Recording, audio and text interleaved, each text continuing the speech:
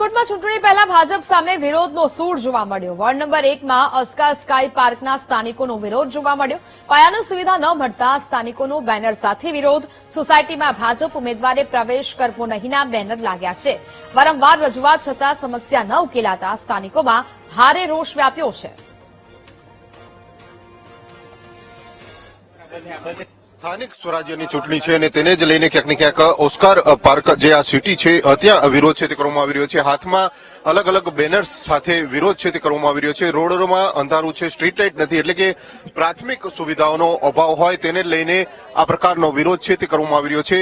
સ્થાનિકો દ્વારા આ પ્રકારનો વિરોધ છે। આપણે બહેનોને પૂછશું, બેન શું નામ છે તમારું? શીતલબેન।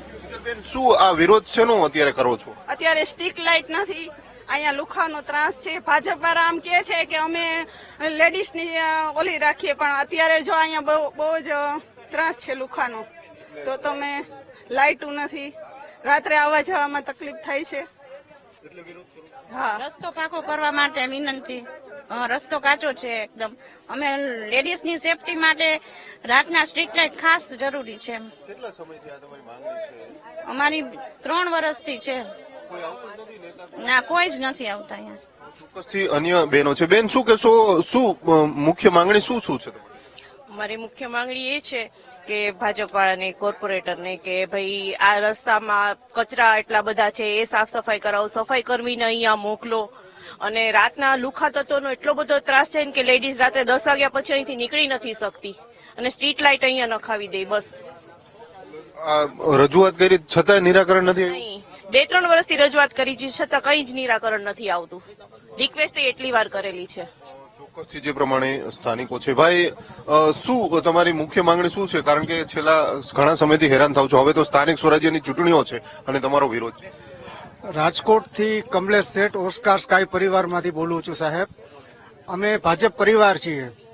આજે ભાજપની અંદર અમને અનેક વખત કોર્પોરેશનની અંદર અમે રજૂઆતો કરેલી છે, અનેક અધિકારીઓને રજૂઆત કરેલી છે, પણ એ લોકો આજે સ્થાનિક સ્વરાજની જે ચૂંટણી આવી રહી છે એમાં એ લોકો અમને એવું પ્રેરિત કરે છે, કેમ કે પ્રજા પાસે મત માંગવા આવે છે, પણ મત પ્રજાનો હોય છે અને પૈસા પણ પ્રજાના જ હોય છે, બરોબર છે। તમે તો લોકોની વચ્ચે રહી અને જનહિતનું કાર્ય કરવા માટે એક તમે જે મુખ્યમંત્રી પણ પ્રજાના કાર્ય માટે તત્પર હોય છે।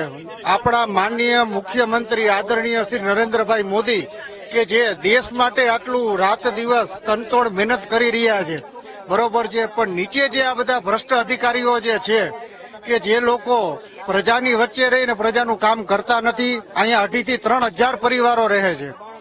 જે માંગણી શું છે? અમારી મુખ્ય માંગણી એ છે કે અહીંયા પેવિંગ છે, લાઇટો નથી, બરોબર છે, જે પ્રમાણે રોડ કરવાનો હોય છે એ પ્રમાણે રોડ પણ અમને 40 નો આપેલો નથી। અનેક વસ્તુની રજૂઆતો અમે કોર્પોરેશનની અંદર લેખિતમાં અને ઓનલાઈન પણ કરેલી છે કે જે લોકો 3 વર્ષથી અમે લાગત આ લોકોને આજીજી કરી છે, પણ અમારી વાત કાને લોકો ધરતા નથી। ભાજપ હવે પ્રવેશ ન કરે એવા બેનર માર્યા। શું બેનર? એટલે હવે એનું કારણ છે કે અમે ભાજપ પરિવાર હોવા છતાં પણ અમે મત આપવાથી અમે આ લોકો વંચિત કરે છે। ચોક્કસથી જે પ્રમાણે સ્થાનિકો છે વિરોધ જોવા મળી રહ્યો છે। આપ સીધા દ્રશ્યો જોઈ શકો છો, જે સ્થાનિકો મોટી સંખ્યામાં એકઠા થયા છે। મનપાને દર વખતે 30 લાખ રૂપિયાનો ટેક્સ ભરીએ છીએ, પરંતુ સુવિધાના નામે મીંડું છે।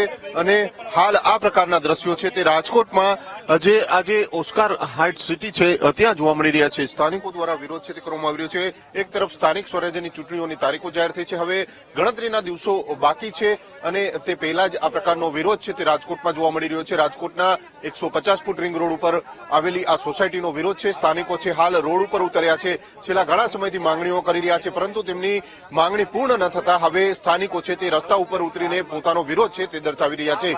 કેમેરામેન જુનેદ જફારી સાથે ભાવેશ સોંદરવા, વીટીવી ન્યૂઝ, રાજકોટ।